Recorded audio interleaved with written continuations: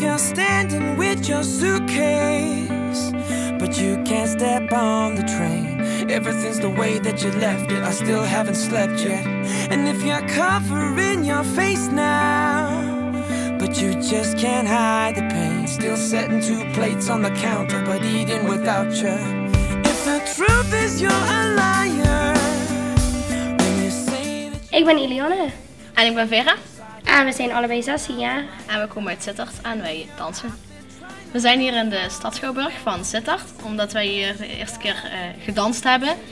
En daarbij eerste zijn geworden met de finale van Kunstbende Limburg. Dat was eigenlijk al heel erg onverwachts. Want we hadden eigenlijk niet zo heel veel geoefend. Ja. Maar het pakte heel goed uit. Ik heb pas 1 keer meegedaan in Kunstbende. En jij hebt al 2 keer meegedaan? Ja, ik heb inderdaad al 2 keer meegedaan en ook 2 keer in de finale. Ja. 1 keer met mijn zus, toen was ik 3e geworden. En met Eliane samen 2e afgelopen jaar. Ja, we zijn eerst geworden in Limburg en we zijn 2e geworden op de Nederlandse. Dat was ook erg gaaf, het was erg leuk om gewoon mee te maken. Kunstbende heeft voor mij best wel veel betekend, omdat ik heel veel leuke contacten eraan heb overgehouden. Ik heb heel veel leuke nieuwe mensen mogen ontmoeten. En we hebben samen heel veel workshops gevolgd. Ja, van dans.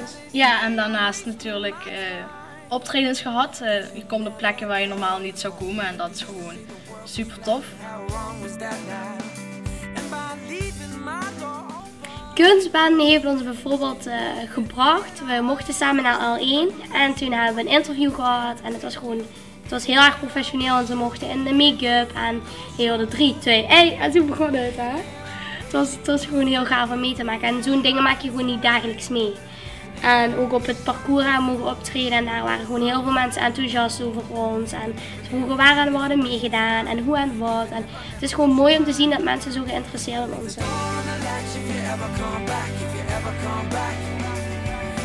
Mensen die twijfelen om mee te doen aan Kunstbende, ik zou het zeker doen. Het is gewoon een open deur voor nieuwe talenten en voor nieuwe ontwikkeling voor jezelf. En je hebt niks te verliezen.